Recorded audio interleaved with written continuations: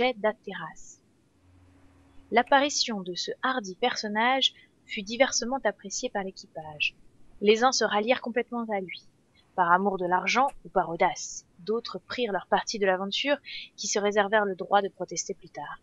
D'ailleurs, résister à un pareil homme paraissait difficile actuellement. Chacun revint donc à son poste. Le 20 mai était un dimanche et fut jour de repos pour l'équipage. Un conseil d'officiers se tint chez le capitaine.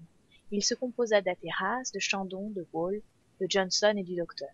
« Messieurs, dit le capitaine de cette voix douce, à la fois douce et impérieuse, qui le caractérisait, vous connaissez mon projet d'aller jusqu'au pôle. Je désire connaître votre opinion sur cette entreprise. Qu'en pensez-vous, Chandon ? Je n'ai pas à penser, capitaine, répondit froidement Chandon, mais à obéir. Athéras ne s'étonna pas de la réponse. Richard Chandon, reprit-il, non moins froidement, je vous prie de vous expliquer sur nos chances de succès. Eh bien, capitaine, répondit Chandon, les faits répondent pour moi. Les tentatives de ce genre ont échoué jusqu'ici.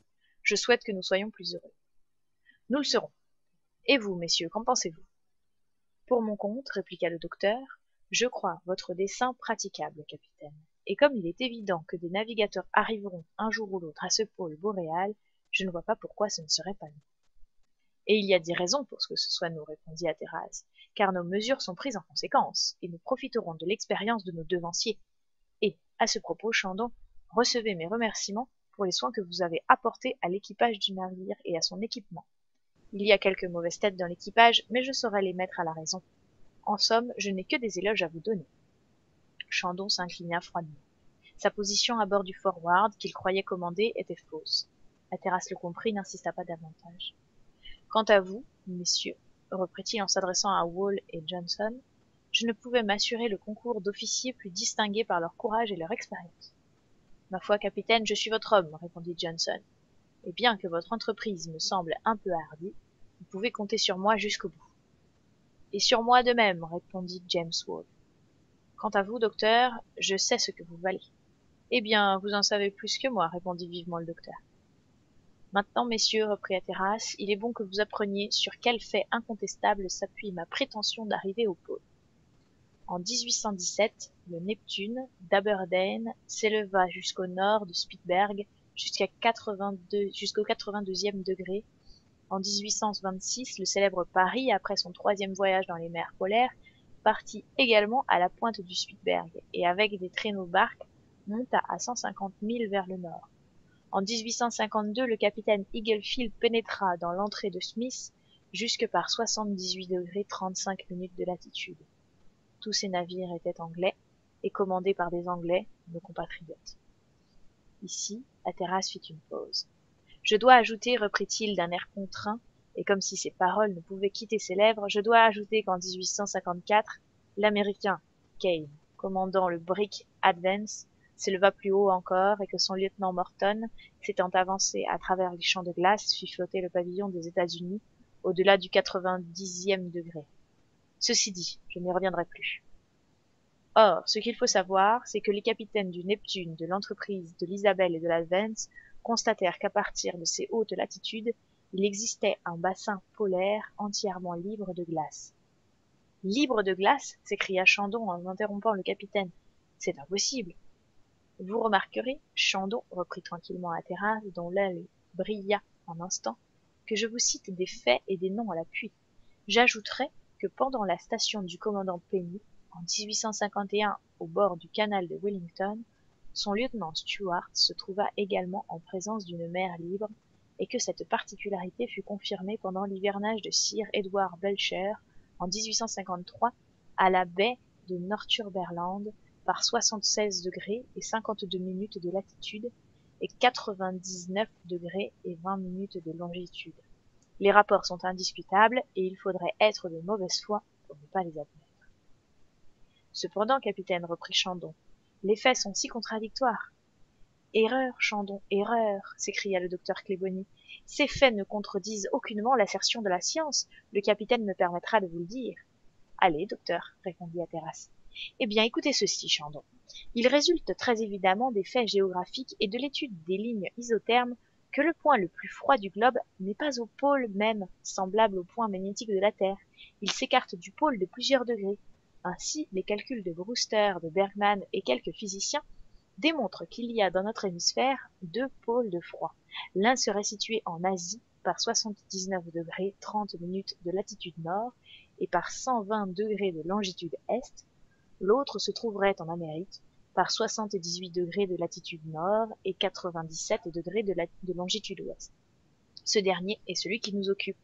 Et vous voyez, Chandon, qu'il ne rencontre à plus de 12° au-dessous du pôle.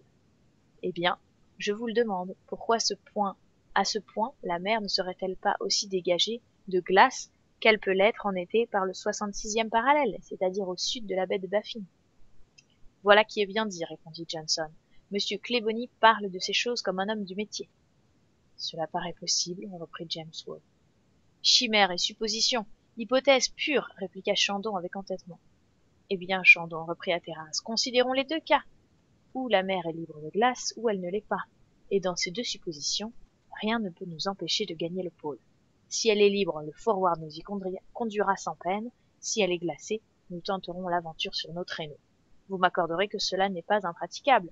Une fois parvenus avec notre brick jusqu'au 83e degré, nous n'aurons pas plus de 600 miles à faire pour atteindre le pôle. Et ce sont 600 miles, dit vivement le docteur, quand il est constant qu'un cosaque, Alexis Markov, a couru sur la mer glaciale le long de la côte septentrionale de l'Empire russe avec des traîneaux tirés par des chiens, un espace de 800 miles en 24 jours. Vous l'entendez, Chandon, répondit Hatteras. Dites-moi si les Anglais peuvent faire moins qu'un cosaque. Non, certes, s'écria le bouillant docteur.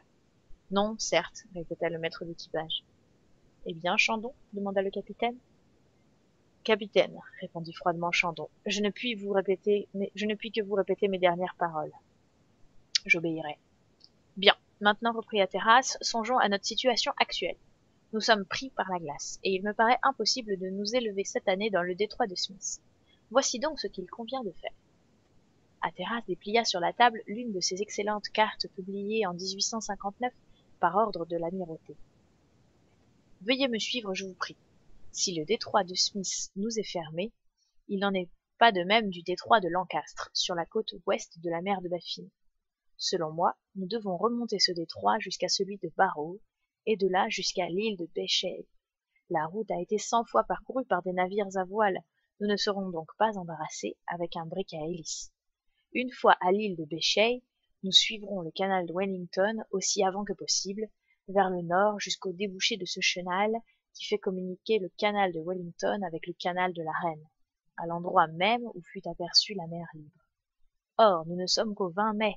Dans un mois, si les circonstances nous favorisent, nous aurons atteint ce point, et de là, nous nous élancerons vers le pôle. Qu'en pensez-vous, messieurs? C'est évidemment, répondit Johnson, la seule route à prendre. Eh bien, nous la prendrons, et dès demain. Que ce dimanche soit consacré au repos.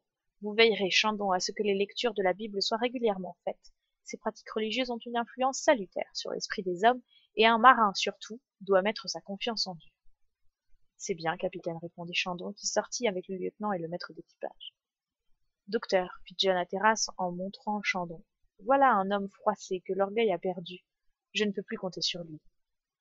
Le lendemain, le capitaine fit mettre de grand matin la pirogue à la mer.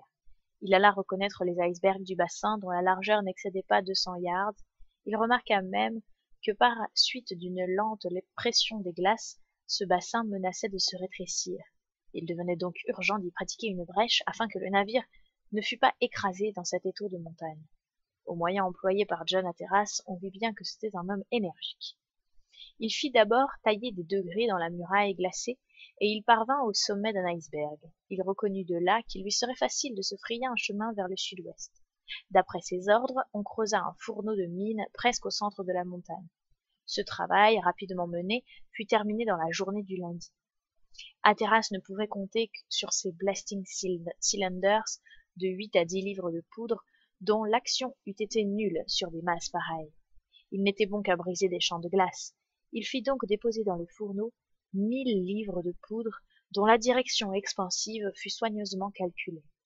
Cette mine, munie d'une longue mèche entourée de gutta-percha, vint aboutir au dehors. La galerie conduisant au fourneau fut remplie avec de la neige et les quartiers de glaçons, auquel le froid de la nuit suivante devait donner la dureté du granit. En effet, la température, sous l'influence du vent d'est, descendit à 12 degrés, c'est-à-dire moins 11 degrés centigrades. Le lendemain, à 7 heures, le Forward se tenait sous la vapeur, prêt à profiter de la moindre issue. Johnson fut chargé d'aller mettre le feu à la mine. La mèche avait été calculée de manière à brûler une demi-heure avant de communiquer le feu aux poudres. Johnson eut donc le temps suffisant pour regagner le bord. En effet, 10 minutes après avoir exécuté les ordres d'Hatteras, il revenait à son poste. L'équipage se tenait sur le pont par un temps sec et assez clair. La neige avait cessé de tomber. Hatteras, debout sur la dunette avec Chandon et le docteur, comptait les minutes sur son chronomètre. À 8h35 minutes, une explosion sourde se fit entendre et beaucoup moins éclatante qu'on ne l'eût supposé. Le profil des montagnes fut brusquement modifié. Comme dans un tremblement de terre, une fumée épaisse et blanche fusa vers le ciel à une hauteur considérable, et de longues crevasses zébrèrent les flancs de l'iceberg dont la partie supérieure, projetée au loin, retombait en débris autour du Forward. Mais la passe n'était pas encore libre. D'énormes quartiers de glace arc-boutés sur les montagnes adjacentes demeuraient suspendus en l'air, et on pouvait craindre que l'enceinte ne se refermât par leur chute. Hatteras jugea la situation d'un coup d'œil. « Wilson !» s'écria-t-il. L'armurier accourut. « Capitaine, fit-il, chargez la pièce de l'avant à triple charge, fit Hatteras, et bourrez aussi fortement que possible. »« Nous allons donc attaquer cette montagne à boulets de canon ?» dit le docteur. « Non, répondit Hatteras, c'est inutile. Pas de boulets, Wolsten, mais une triple charge de poudre. Faites vite. » Quelques instants après, la pièce était chargée. « Que veut-il faire sans boulets ?» dit Chandon entre ses dents. « On le verra bien, répondit le docteur. »« Nous sommes parés, capitaine, s'écria Wolsten. »« Bien, répondit Hatteras. »« Branton, s'écria-t-il à l'ingénieur. Attention, quelques tours en avant. » Branton ouvrit les tiroirs et l'hélice se mit en mouvement. Le Forward s'approcha de la montagne minée. « Visez bien à la passe, cria le capitaine à l'armurier. Celui-ci obéit. Lorsque le brick ne fut plus qu'à une demi-encablure, Hatteras cria « Feu !» Une détonation formidable suivit. Son commandement et les blocs ébranlés par la commotion atmosphérique furent précipités soudain dans la mer. Cette agitation des couches d'air avait suffi. « À toute vapeur, Brunton !» s'écria Hatteras. « Droit dans la passe, Johnson !» Johnson tenait la barre. Le brick, poussé par son hélice qui se vissait dans les flots écumants, s'élança au milieu du passage, libre alors. Il était temps. Le Forward franchissait à peine cette ouverture que sa prison se refermait derrière lui. Le moment fut palpitant, et il n'y avait à bord qu'un cœur ferme et tranquille, celui du capitaine. Aussi, l'équipage émerveillé de la manœuvre ne put retenir le cri de « Hurrah pour John Hatteras !» Chapitre 14. Expédition à la recherche de Franklin. Le mercredi 23 mai, le Forward avait repris son aventureuse navigation, louvoyant adroitement au milieu des packs et des icebergs grâce à sa vapeur, cette force obéissante qui manqua à tant de navigateurs des mers polaires. Il semblait se jouer au milieu de ces écueils mouvants, et on eût dit qu'il reconnaissait la main d'un maître expérimenté, et comme un cheval sous un écuyer habile, il obéissait à la pensée de son capitaine. La température remontait. Le thermomètre marqua à 6 heures du matin 26 degrés Fahrenheit, 3 degrés centigrades. À 6 heures du soir, 29 degrés, c'est-à-dire moins 2 degrés centigrades. Et à minuit 25 degrés, moins 4 degrés centigrades. Le vent soufflait légèrement du sud-est. Le jeudi, vers 3 heures du matin, le Forward arriva en vue de la baie Possession, sur la côte d'Amérique, à l'entrée du détroit de Lancastre. Bientôt, le cap Burney fut entrevu. Quelques Esquimaux se dirigèrent vers le navire, mais Hatteras ne prit pas le loisir de les attendre. Les pics Biam Martin, qui dominent le cap de Liverpool, laissé sur la gauche, se perdirent dans la brume du soir. Celle-ci empêcha de relever le cap Hay, dont la pointe, très basse d'ailleurs, se confond avec les glaces de la côte, circonstance qui rend souvent fort difficile la détermination hydrographique des mers polaires. Les puffins, les canards, les mouettes blanches se montraient en très grand nombre. La latitude, par observation, donna 74 degrés 1 minute, et la longitude, d'après le chronomètre, 77 degrés 15 minutes. Les deux montagnes de Catherine et d'Elizabeth s'élevaient au-dessus des nuages, leurs chaperons de neige. Le vendredi, à 10 heures, le cap Warrender fut dépassé sur la côte droite du détroit, et sur la gauche, l'Admiralty Inlet, baie encore peu explorée par les navigateurs qui avaient hâte de se porter à l'ouest. La mer devint assez forte, et souvent, les lames balayèrent le plomb du brick en y projetant des morceaux de glace. Les terres de la côte nord offraient au regard de curieuses apparences avec leurs hautes tables presque nivelées qui répercutaient les rayons du soleil. Hatteras eût voulu prolonger les terres septentrionales afin de gagner au plus tôt l'île Benchay et l'entrée du canal Wellington. Mais une banquise continue l'obligeait, à son grand déplaisir, de suivre les passes du sud. Ce fut pour cette raison que, le 26 mai, au milieu d'un brouillard sillonné de neige, le Forward se trouva par le travers du cap York. Une montagne d'une grande hauteur et presque à pic le fit reconnaître. Le temps s'étant un peu levé, le soleil parut un instant vers midi et permit de faire une assez bonne observation. 74° 4' de latitude, 84° 23' de longitude. Le Forward se trouvait donc à l'extrémité du détroit de Lancastre. Hatteras montrait sur ses cartes au docteur la route suivie et à suivre. Or, la position du brick était intéressante à ce moment. J'aurais voulu, dit-il, me trouver plus au nord, mais à l'impossible nul n'est tenu. Voici notre situation exacte. Le capitaine pointa sa carte à peu de distance du cap York. Nous sommes au milieu de ce carrefour, ouvert à tous les vents et formé par les débouchés du détroit de Lancastre, du détroit de Barrow, du canal de Wellington et du passage de Régent. C'est un point auquel ont nécessairement abouti tous les navigateurs de ces mers. Eh bien, répondit le docteur, cela devait être embarrassant pour eux. C'est un véritable carrefour, comme vous dites, auquel viennent se croiser les 4 grandes routes, et je ne vois pas de poteau indicateur du vrai chemin. Comment donc les Paris, les Ross, les Franklin ont-ils fait? Ils n'ont pas fait, docteur. Ils se sont laissés faire, ils n'avaient pas le choix. Je vous assure, tantôt le détroit de Barrow se fermait pour l'un, qui l'année suivante s'ouvrait pour l'autre. Tantôt le navire se sentait inévitablement entraîné vers le passage du Régent. Il est arrivé tout cela que, par la force des choses, on a fini par connaître ces mers si embrouillées. Quel singulier pays, fit le docteur, en considérant la carte, comme tout y est déchiqueté, déchiré, mis en morceaux, sans aucun ordre, aucune logique. Il semble que les terres voisines du pôle se soient ainsi morcelées que pour en rendre les approches plus difficiles.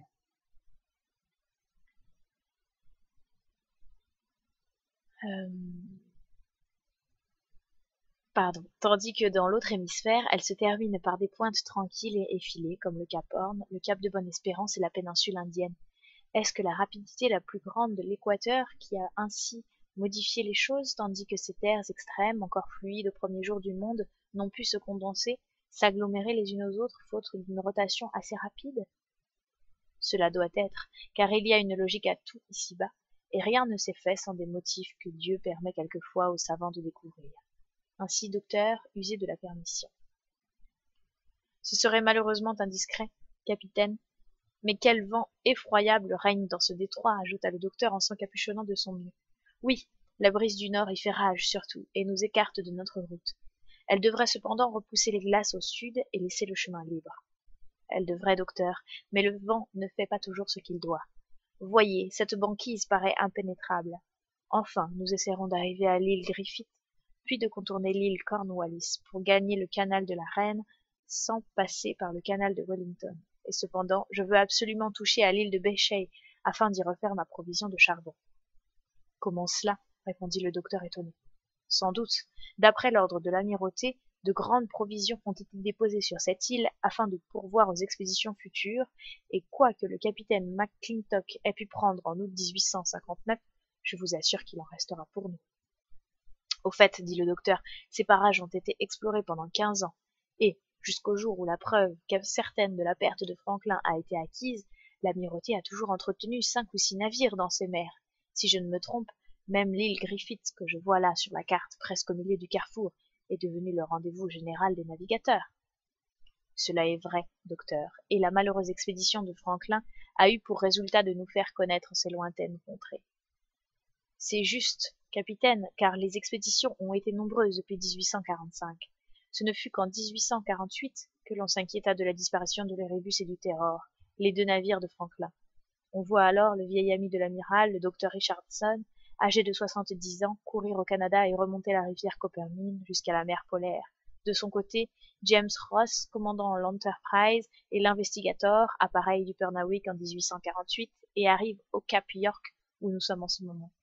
Chaque jour, il jette à la mer un baril contenant des papiers destinés à faire connaître sa position.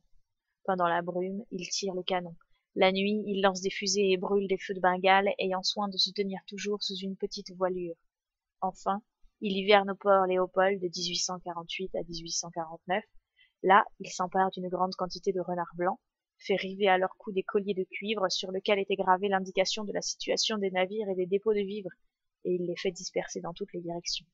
Puis au printemps, il commence à fouiller les côtes de North Somerset sur des traîneaux, et au milieu des dangers de privation qui rendirent presque tous ces hommes malades ou estropiés, élevant des cairns dans lesquels il enfermait les cylindres de cuivre avec les notes nécessaires pour rallier l'expédition perdue. Pendant son absence, le lieutenant McClure explorait sans résultat les côtes septentrionales du détroit de Barrow. Il est à remarquer, capitaine, que James Ross avait sous ses ordres 2 officiers destinés à devenir célèbres plus tard, McClure qui franchit le passage du Nord-Ouest, McClintock qui découvrit les restes de Franklin. 2 bons et braves capitaines aujourd'hui, 2 braves Anglais. Continuez, docteur, l'histoire de ces mers que vous possédez si bien, il y en a toujours à gagner au récit de ces tentatives audacieuses. Eh bien, pour en terminer avec James Ross, j'ajouterai qu'il essaya de gagner l'île Melville, plus à l'ouest, mais il faillit perdre ses navires et, pris par les glaces, il fut ramené malgré lui jusque dans la mer de Baffin. Ramené, fit Hatteras en fronçant les sourcils. Ramené malgré lui. Il n'avait rien découvert, reprit le docteur. Ce fut à partir de cette année 1850 que les navires anglais ne cessèrent de sillonner ces mers, et qu'une prime de 20 000 livres fut promise à toute personne qui découvrirait les équipages de l'Erebus et du Terror. Déjà en 1848, les capitaines Kellett et Moore, commandant l'Herald et le Plower, tentaient de pénétrer par le détroit de Bering. J'ajouterai que pendant les années 1850 et 1851, le capitaine Austin hiverna à l'île Cornwallis.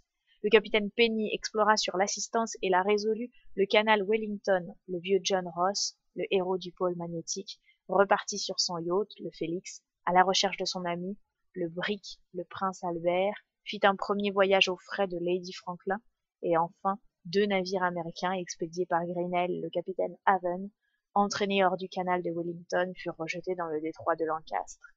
Ce fut pendant cette année que McClintock, alors lieutenant d'Austin, poussa jusqu'à l'île Melville et au cap d'Undas, point extrême atteint par Paris en 1819, et que l'on trouva à l'île Bechet des traces de l'hivernage de Franklin en 1845. Oui, répondit Hatteras, 3 de ces matelots y avaient été inhumés, 3 hommes plus chanceux que les autres. De 1851 à 1852, continua le docteur en approuvant du geste la remarque d'Hatteras, nous voyons le prince Albert entreprendre un second voyage avec le lieutenant français Belot. Il hiverne à Batty Bay, dans le détroit du prince Régent, explore le sud-ouest de Somerset et en reconnaît la côte jusqu'au cap Walker. Pendant ce temps, l'Enterprise et l'Investigator, de retour en Angleterre, passaient sous le commandement de Collinson et de McClure et rejoignaient Kellett et Moore au détroit de Bering. Tandis que Collinson revenait hiverner à Hong Kong, McClure marchait en avant, et après 3 hivernages de 1850 à 1851, de 51 à 52, de 52 à 53, il découvrait le passage du Nord-Ouest sans rien apprendre sur le sort de Franklin. De 1852 à 1853, une nouvelle expédition composée de 3 bâtiments à voile, l'Assistance, le Resolute, le North Star, et de 2 bateaux à vapeur, le Pionnier et l'Intrépide, mit à la voile sous le commandement de Sir Edward Belcher, avec le capitaine Kellett pour second. Sir Edward visita le canal de Wellington, hiverna à la baie de Northumberland et parcourut la côte, tandis que Kellett, poussant jusqu'à Bridport, dans l'île de Melville, explorait sans succès cette partie des terres boréales. Mais alors le bruit se répandit en Angleterre que 2 navires, abandonnés au milieu des glaces, avaient été aperçus non loin des côtes de la Nouvelle-Écosse. Aussitôt, Lady Franklin arme le petit steamer à hélice Isabelle et le capitaine Inglefield, après avoir remonté la baie de Baffin jusqu'à la pointe Victoria par le 80e parallèle, revient à l'île Bechet sans plus de succès. Au commencement de 1855, l'Américain Grinnell fait les frais d'une nouvelle expédition, et le docteur Kane, cherchant à pénétrer jusqu'au pôle, « Mais il ne l'a pas fait !» s'écria violemment Hatteras, « et Dieu en soit loué ! Ce qu'il n'a pas fait, nous le ferons !» Je le sais, capitaine, répondit le docteur, et si j'en parle, c'est que cette expédition se rattache forcément aux recherches de Franklin. D'ailleurs, elle n'eut aucun résultat. J'allais omettre de vous dire que l'amirauté, considérant l'île Béchet comme le rendez-vous général des expéditions, chargea en 1853 le steamer le Phoenix, capitaine Inglefield d'y transporter des provisions. Ce marin s'y rendit avec le lieutenant Belot et perdit ce brave officier qui, pour la seconde fois, mettait son dévouement au service de l'Angleterre. Nous pouvons avoir les détails d'autant plus précis sur cette catastrophe que Johnson, notre maître d'équipage, fut témoin de ce malheur. Le lieutenant Belot était un brave Français, dit Hatteras, et sa mémoire est honorée en Angleterre. Alors, reprit le docteur, les navires de l'escadre Belcher commencent à revenir peu à peu. Pas tous, car Sir Edward dut abandonner l'assistance en 1854, tandis que McClure avait fait de l'Investigator en 18... ainsi que McClure avait fait avec l'Investigator en 1853. Sur ces entrefaites, le docteur Rae, par une lettre datée du 29 juillet 1854 et adressée de Repulse Bay où il était parvenu par l'Amérique, fit connaître que les Esquimaux de la terre du roi Guillaume possédaient différents objets provenant de l'Érébus et du Terror. Pas de doute possible alors sur la destinée de l'expédition. Le Phoenix, le North Star et le navire de Collinson revinrent en Angleterre. Il n'y eut plus de bâtiments anglais dans les mers arctiques. Mais si le gouvernement semblait avoir perdu tout espoir, Lady Franklin espérait encore, et les débris de sa fortune, elle équipa le Fox, commandé par McClintock. Il partit en 1857, hiverna dans les parages où vous nous êtes apparu, capitaine, parvint à l'île Béchet le 11 août 1858, hiverna une seconde fois au détroit de Belot, reprit ses recherches en février 1859, le 6 mai, découvrit le document qui ne laissa plus de doute sur la destinée de l'Érébus et du Terror, et revint en Angleterre à la fin de la même année. Voilà tout ce qui s'est passé pendant 15 ans dans ces contrées funestes, et depuis le retour du Fox, pas un navire n'est revenu tenter la fortune au milieu de ces dangereuses mers. Eh bien, nous la tenterons, répondit Hatteras. Chapitre 15. Le Forward rejeté dans le sud. Le temps s'éclaircit vers le soir, et la terre se laissa distinguer clairement entre le cap Sepping et le cap Clarence, qui s'avance vers l'est puis au sud, et est relié à la côte de l'ouest par une langue de terre assez basse. La mer était libre de glace à l'entrée du détroit de Régent, mais comme si elle eût voulu barrer la route du nord au Forward, elle formait une banquise impénétrable au-delà du port Léopold. Hatteras, très contrarié, sans en laisser rien paraître, dut recourir à des pétards pour forcer l'entrée du port Léopold. Il l'atteignit à midi, le dimanche 27 mai. Le brick fut solidement ancré sur de gros icebergs qui avaient l'aplomb, la dureté et la solidité du roc. Aussitôt le capitaine, suivi du docteur, de Johnson et de son chien Duc, s'élança sur la glace et ne tarda pas à prendre terre.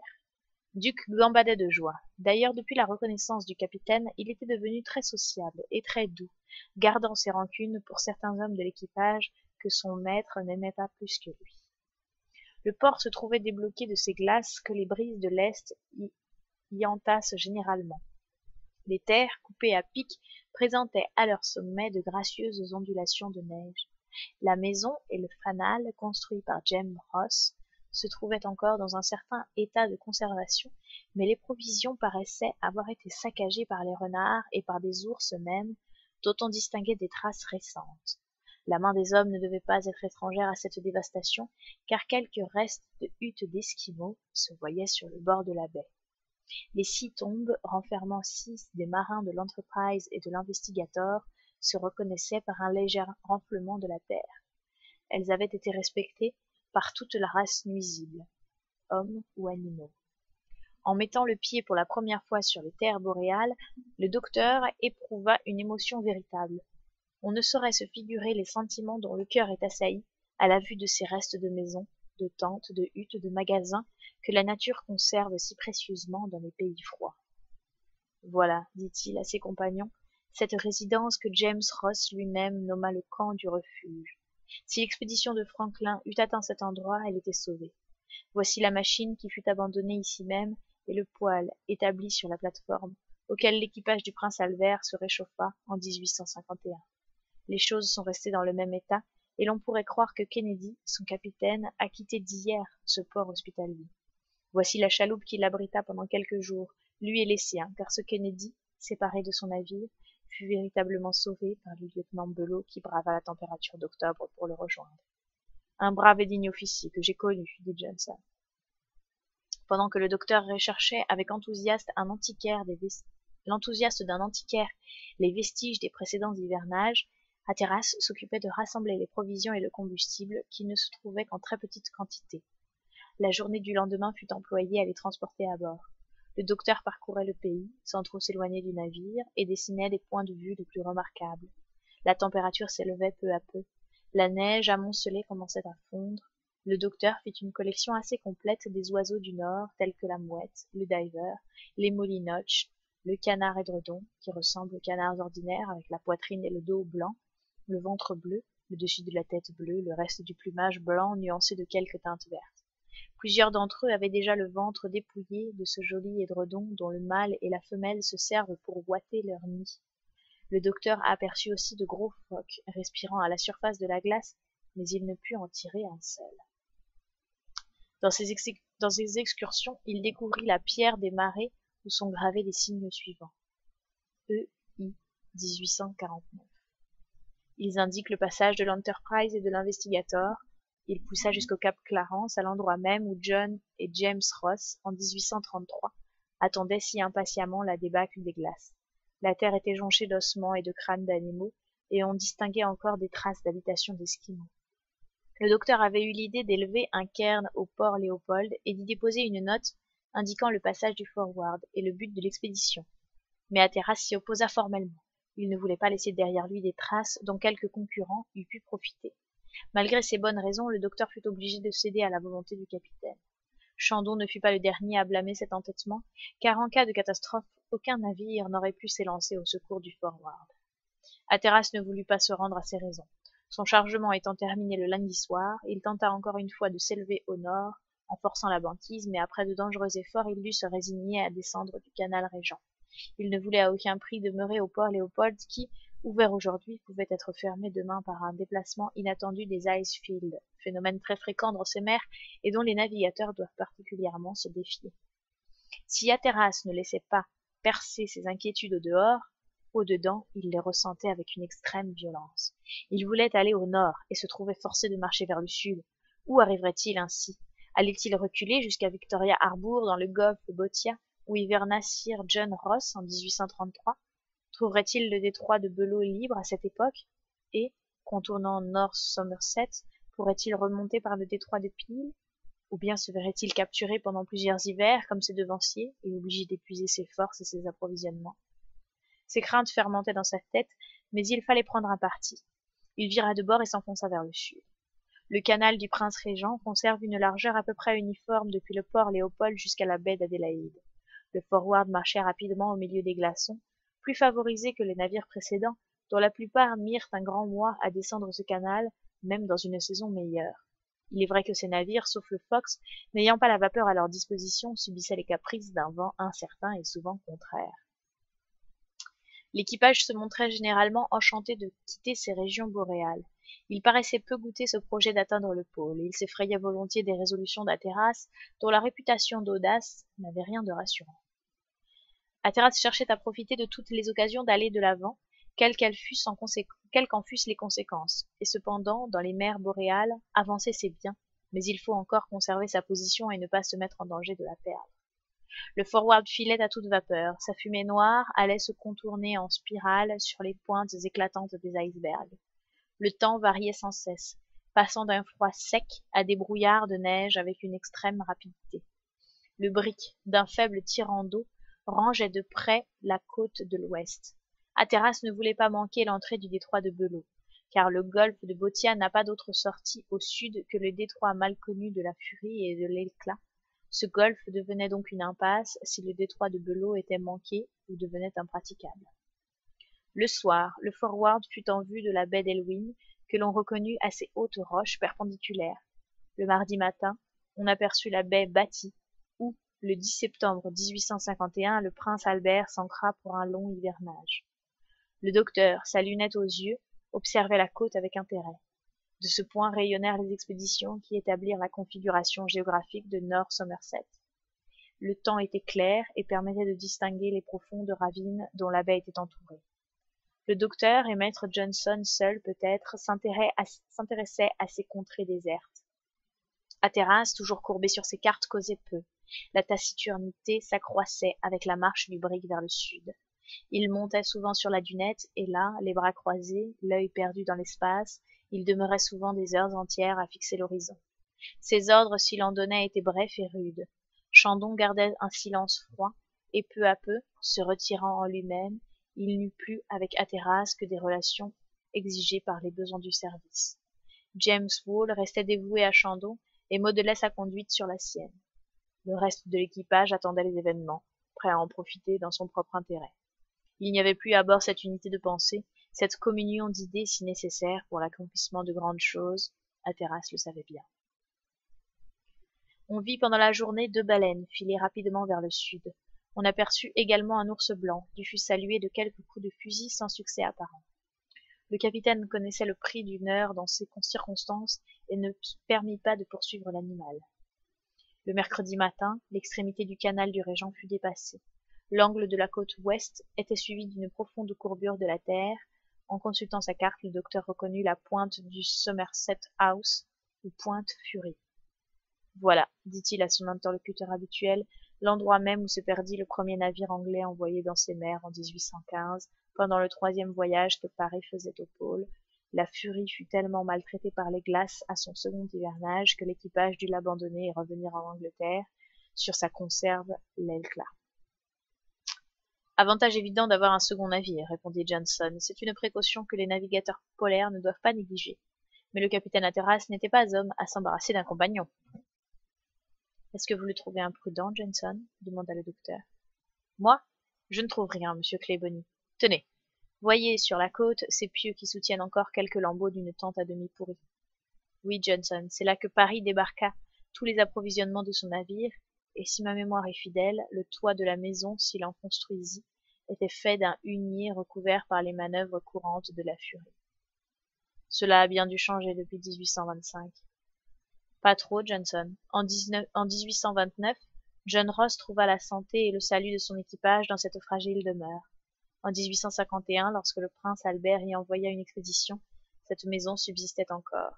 Le capitaine Kennedy la fit réparer, il y a 9 ans de cela. Ce serait intéressant pour nous de la visiter, mais Hatteras n'est pas d'humeur à s'arrêter. Et il a sans doute raison, monsieur Claybonny. Si le temps est l'argent en Angleterre, ici, le temps est le salut. Et pour un jour de retard, 1 heure même, on s'expose à compromettre tout un voyage. Laissons-le donc agir à sa guise. Pendant la journée du jeudi 1er juin, la baie qui porte le nom de baie Cressel fut coupée diagonalement par le Forward. Depuis la pointe de la Fury, la côte s'élevait vers le nord, en rochers perpendiculaires de 300 pieds de hauteur. Au sud, elle tendait à s'abaisser. Quelques sommets neigeux présentaient au regard des tables nettement coupées, tandis que les autres, affectant des formes bizarres, projetaient dans la brume leurs pyramides aiguës. Le temps se radoucit pendant cette journée, mais au détriment de sa clarté. On perdit la terre de vue. Le thermomètre remonta à 32 degrés Fahrenheit, 0,2 degrés centigrades. Quelques gélinottes voltaient çà et là, et des troupes d'oies sauvages pointaient vers le nord. L'équipage dut se débarrasser d'une partie de ses vêtements. On sentait l'influence de la saison d'été dans les contrées arctiques. Vers le soir, le Forward doubla le cap Garry à un quart de mille du rivage par un fond de 10 à 12 brasses, et dès lors, il rangea la côte de près jusqu'à la baie de Brentford. C'était sous cette latitude que devait se rencontrer le détroit de Bellot, détroit que Sir John Ross ne soupçonna même pas dans une expédition de 1828. Ces cartes indiquent une côte non interrompue, dont il a noté et nommé les moindres irrégularités avec le plus grand soin. Il faut donc admettre qu'à l'époque de son exploration, l'entrée du détroit, complètement fermée par les glaces, ne pouvait en aucune façon se distinguer de la terre elle-même. Ce détroit fut réellement découvert par le capitaine Kennedy dans une excursion faite en avril 1852. Il lui donna le nom du lieutenant Bellot, juste tribut, dit-il, aux importants services rendus à notre expédition par l'officier français. Chapitre 16. Le pôle magnétique. Hatteras, en s'approchant de ce détroit, sentit redoubler ses inquiétudes. En effet, le sort de son voyage allait se décider. Jusqu'ici, il avait fait plus que ses prédécesseurs, dont le plus heureux, McClintock, mit 15 mois à atteindre cette partie des mers polaires. Mais c'était peu, et rien même s'il ne parvenait à franchir le détroit de Bellot. Ne pouvant revenir sur ses pas, il se voyait bloqué jusqu'à l'année suivante. Aussi il ne voulut s'en rapporter qu'à lui-même du soin d'examiner la côte. Il monta dans le Nispi et y passa plusieurs heures de la matinée du samedi. L'équipage se rendait parfaitement compte de la situation du navire. Un profond silence régnait à bord. La machine ralentit ses mouvements. Le Forward se tint aussi près de la terre que possible. La côte était hérissée de ces glaces que les plus chauds étés ne parviennent pas à dissoudre. Il fallait un œil habile pour démêler une entrée au milieu d'elle. Hatteras comparait ses cartes et la terre. Le soleil s'étant montré un instant vers midi, il fit prendre par Chandon et Wall une observation assez exacte qui lui fut transmise à voix haute. Il y eut là une demi-journée d'anxiété pour tous les esprits, mais soudain, vers 2 heures, ces paroles retentissantes tombèrent du haut du mât de misaine. Cap à l'ouest et forcez la vapeur. Le brick obéit instantanément. Il tourna sa proue vers le point indiqué, la mer écuma sous les branches de l'hélice et le Forward s'élança à toute vitesse entre deux ice streams convulsionnés. Le chemin était trouvé. Hatteras redescendit sous la dunette et l'Icemeister remonta à son poste. Eh bien, capitaine, dit le docteur, nous sommes donc enfin entrés dans ce fameux détroit. Oui, répondit Hatteras en baissant la voix, mais ce n'est pas tout d'y entrer, il faut encore en sortir. Et sur cette parole, il regagna sa cabine. Il a raison, se dit le docteur, nous sommes là comme dans une souricière, sans grand espace pour manœuvrer, et s'il fallait hiverner dans ce détroit. Bon, nous ne serions pas les premiers à qui pareille aventure arriverait, et où d'autres se sont tirés d'embarras, nous saurions bien nous tirer d'affaire. Le docteur ne se trompait pas. C'est à cette place même, dans un petit port abrité, nommé Port Kennedy par McClintock lui-même, que Fox hiverna en 1858. En ce moment, on pouvait reconnaître les hautes chaînes granitiques et les falaises escarpées des deux rivages. Le détroit de Bellot, d'1 mille de large sur 17 miles de long, avec un courant de 6 à 7 nœuds, est encaissé dans les montagnes dont l'altitude est estimée à 1600 pieds. Il sépare North Somerset de la terre Boothia. Les navires, on le comprend, qui n'ont pas leur coup des franges, n'y ont pas leur coup des franges. Le Forward avançait avec précaution, mais il avançait. Les tempêtes sont fréquentes dans cet espace resserré, et le brick n'échappa pas à leur violence habituelle. Par ordre d'Hatteras, les vergues des perroquets et les huniers furent envoyés en bas, les mâts dépassés. Malgré tout, le navire fatigua énormément. Les coups de mer arrivaient par paquets dans des rafales de pluie. La fumée s'enfuyait vers l'est avec une étonnante rapidité. On marchait un peu à l'aventure, au milieu des glaces en mouvement. Le baromètre tomba à 29 pouces. Il était difficile de se maintenir sur le pont. Aussi la plupart des hommes demeuraient dans le poste pour ne pas souffrir inutilement. Hatteras, Johnson, Chandon restèrent sur la dunette en dépit des tourbillons de neige et de pluie. Il faut ajouter que le docteur, qui, s'étant demandé ce qui lui serait le plus désagréable de faire en ce moment, monta immédiatement sur le pont. On ne pouvait s'entendre et à peine se voir, aussi garda-t-il pour lui ses réflexions. Hatteras essayait de percer le rideau de brume, car d'après son estime, il devait se trouver à l'extrémité du détroit vers 6 heures du soir. Alors, toute issue parut fermée. Hatteras fut donc forcé de s'arrêter et s'ancra solidement à un iceberg, mais il resta en pression toute la nuit. Le temps fut épouvantable. Le Forward menaçait à chaque instant de rompre ses chaînes. On pouvait craindre que la montagne, arrachée de sa base sous les violences du vent d'ouest, ne s'en allât à la dérive avec le brick. Les officiers furent constamment sur le qui-vive, et dans les appréhensions extrêmes, aux trombes de neige se joignait une véritable grêle ramassée par l'ouragan sur la surface gelée des bancs de glace. C'était d'autant de flèches aiguës qui hérissaient l'atmosphère. La température s'éleva singulièrement pendant cette nuit terrible. Le thermomètre marqua 57 degrés Fahrenheit, soit 14 degrés centigrades, et le docteur, à son grand étonnement, crut surprendre dans le sud quelque éclair suivi d'un tonnerre très éloigné. Cela semblait corroborer le témoignage du baleinier Scoresby, qui observa un pareil phénomène au-delà du 65e parallèle. Le capitaine Parry fut également témoin de cette singularité météorologique en 1821. Vers 5 heures du matin, le temps changea avec une rapidité surprenante. La température retourna subitement au point de congélation. Le vent passa au nord et se calma. On pouvait apercevoir l'ouverture occidentale du détroit, mais entièrement obstruée. Hatteras promenait un regard avide sur la côte, se demandant si le passage existait réellement. Cependant, Le brick appareilla et se glissa lentement entre les ice streams, tandis que les glaces s'écrasaient avec bruit sur son bordage. Les packs, à cette époque, mesuraient encore 6 à 7 pieds d'épaisseur.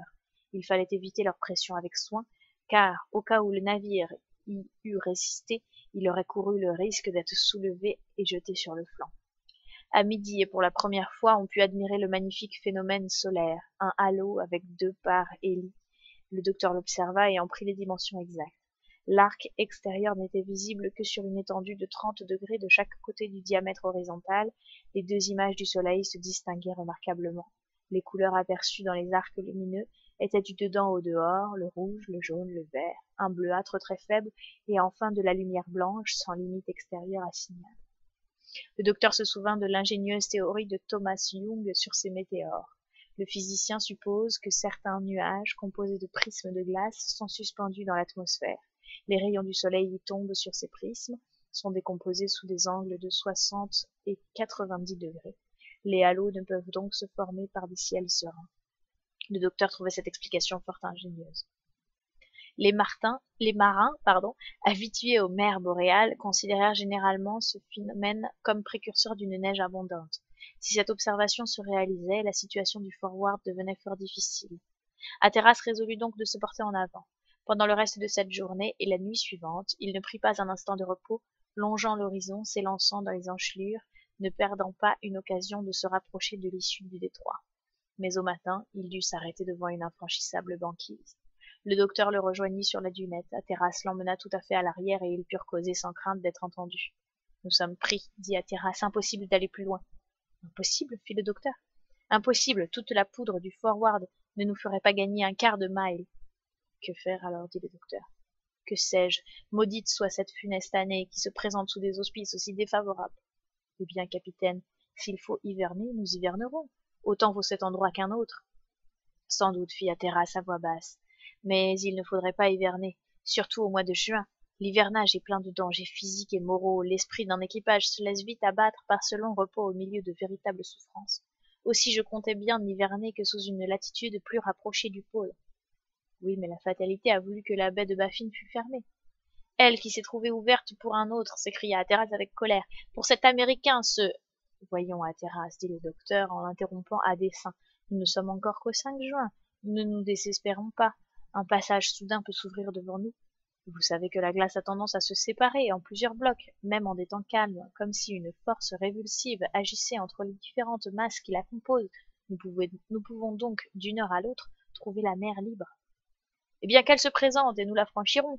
Il est très possible qu'au-delà du détroit de Bellot, nous ayons la facilité de remonter vers le nord par le détroit de Peel et le canal McClintock. Et alors, capitaine, vint dire en ce moment James Wall, nous risquons d'être démontés de notre gouvernail par les glaces. Eh bien, répondit Hatteras, risquons-le. Je ne consentirai pas à le faire enlever. Je veux être prêt à toute heure du jour et de la nuit. Veillez, monsieur Wall, à ce qu'on le protège autant que possible en écartant les glaçons, mais qu'il reste en place, vous m'entendez? Cependant, ajouta Wall, je n'ai pas d'observation à recevoir, monsieur, dit sévèrement Hatteras. Allez. Wall retourna vers son poste. Ah, fit Hatteras avec un mouvement de colère, je donnerais 5 ans de ma vie pour me trouver au nord. Je ne connais pas de passage plus dangereux.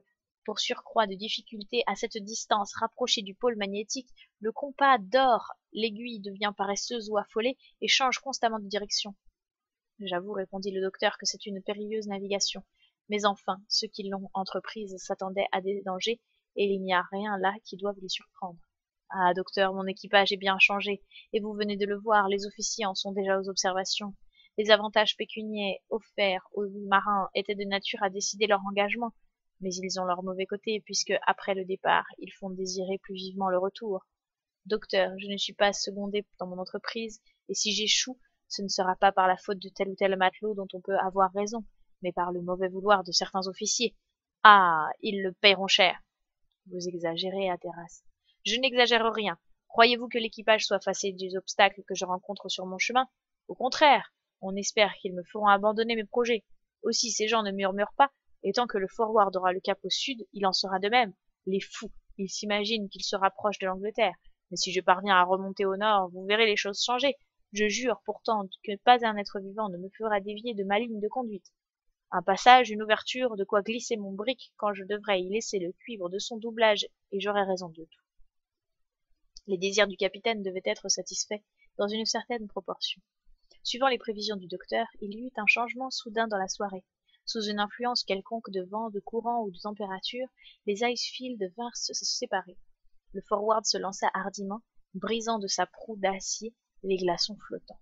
Il navigua toute la nuit, et le mardi, vers 6 heures, il déboucha au détroit de Bellot. Mais quelle fut la sourde irritation d'Hatteras en trouvant le chemin du nord obstinément barré! Il eut assez de force dans l'âme pour contenir son désespoir, et comme si la seule route ouverte eût été la route préférée, il laissa le Forward redescendre le détroit de Franklin. Ne pouvant remonter par le détroit de Peel, il résolut de contourner la terre du prince de Galles pour gagner le canal de McClintock. Mais il sentait bien que Chandon et Wall ne pouvaient s'y tromper, et savait à quoi s'en tenir sur son espérance déçue. La journée du 6 juin ne présenta aucun incident. Le ciel était nuageux et les pronostics du halo s'accomplissaient. Pendant 36 heures, le Forward suivit les sinuosités de la côte de Boothia, sans parvenir à se rapprocher de la terre du prince de Galles. Hatteras forçait de vapeur, brûlant son charbon avec prodigalité. Il comptait toujours refaire son approvisionnement à l'île Béchet. Il arriva le jeudi à l'extrémité du détroit de Franklin et trouva encore le chemin du nord infranchissable. C'était à se désespérer. Il ne pouvait plus même revenir sur ses pas. Les glaces ne poussaient en avant et il voyait sa route se refermer incessamment derrière lui, comme s'il n'eût jamais existé de mer libre là où il venait de passer 1 heure auparavant. Ainsi, non seulement le Forward ne pouvait gagner au nord, mais il ne devait pas s'arrêter un instant, sous peine d'être pris, et il fuyait devant les glaces comme un navire fuit devant l'orage. Le vendredi 8 juin, il arriva près de la côte de Boothia, à l'entrée du détroit de James Ross, qu'il fallait éviter à tout prix, car il n'a d'issue qu'à l'ouest et aboutit directement aux terres d'Amérique. Les observations faites à midi sur ce point donnèrent 70° 5' 17 pour la latitude et 96° 46' 45 pour la longitude. Lorsque le docteur connut ces chiffres, il les rapporta à sa carte, et il vit qu'il se trouvait enfin au pôle magnétique, à l'endroit même où James Ross, le neveu de Sir John, vint déterminer cette curieuse situation. La terre était basse près de la côte et se relevait d'une 60aine de pieds seulement en s'écartant de la mer de la distance d'1 mille. La chaudière du Forward ayant besoin d'être nettoyée, le capitaine fit ancrer son navire à un champ de glace et permit au docteur d'aller à la terre en compagnie du maître d'équipage. Pour lui, insensible à tout ce qui se rattachait pas à ses projets, il se referma dans sa cabine, dévorant du regard la carte du pôle. Le docteur et son compagnon parvinrent facilement à terre. Le premier portait un compas destiné à ses expériences. Il voulait contrôler les travaux de James Ross. Il découvrit aisément le monticule de pierre, à chaud, élevé par ce dernier. Il y courut. Une ouverture permettait d'apercevoir à l'intérieur la caisse d'étain dans laquelle James Ross déposa le procès-verbal de sa découverte. Pas un être vivant ne paraissait avoir visité depuis 30 ans cette côte désolée. En cet endroit, une aiguille aimantée, suspendue le plus délicatement possible, se plaçait aussitôt dans une position à peu près verticale sous l'influence magnétique. Le centre d'attraction se trouvait donc à une très faible distance, sinon immédiatement au-dessous de l'aiguille. Le docteur fit son expérience avec soin, mais si James Ross, à cause de l'imperfection de ses instruments, ne put trouver pour son aiguille verticale qu'une inclinaison de 89° 59, c'est que le véritable point magnétique se trouvait réellement à 1 minute de cet endroit. Le docteur Cleboni fut plus heureux, et à quelque distance de là, il eut l'extrême satisfaction de voir son inclinaison de 90°. Voilà donc exactement le pôle magnétique du monde, s'écria-t-il en frappant la terre du pied. C'est bien ici, demanda maître Johnson. Ici même, mon ami. Eh bien alors, répondit le maître d'équipage, il faut abandonner toute supposition de montage d'aimant ou de masse aimantée. Oui, mon brave Johnson, répondit le docteur en riant, ce sont les hypothèses de la crédulité. Comme vous le voyez, il n'y a pas la moindre montagne capable d'attirer les vaisseaux ou de leur arracher leur fer, encre par encre, clou par clou, et vos souliers eux-mêmes sont aussi libres qu'en tout autre point du globe. Alors comment expliquer? On ne l'explique pas, Johnson. Nous ne sommes pas encore assez savants pour cela. Mais ce qui est certain, exact, mathématique, c'est que le pôle magnétique est ici même, à cette place. Ah, monsieur Cleboni, que le capitaine serait heureux de pouvoir en dire autant du pôle boréal. Il le dira, Johnson, il le dira. Dieu le veuille, répondit ce dernier. Le docteur et son compagnon élevèrent un cairn sur l'endroit précis où l'expérience avait eu lieu, et le signal de revenir leur ayant été fait, ils retournèrent à bord à 5 heures du soir. Chapitre 17. À suivre. Je vous mets le jingle de fin. Au Pidas Instru, c'était la lecture avec Kirel. Merci d'avoir assisté à ce moment singulier. Si vous avez bien kiffé, n'hésitez pas à repasser. N'oubliez pas de partir de là en faisant le bon choix. Tu dois cliquer sur le cœur qui est là pour me suivre la prochaine fois. C'est à ce moment-là que tu comprendras pourquoi je garde la foi grâce à ce follow que tu m'octroies. Parce que la joie, tu vois, c'est toi qui la ramène comme ça en moi. Maintenant, je décale parce que j'ai la dalle. Ma fringale infernale a eu raison de mon mental. Voilà. Et je souhaite un bon appétit à tous ceux qui vont manger. J'ai raté pas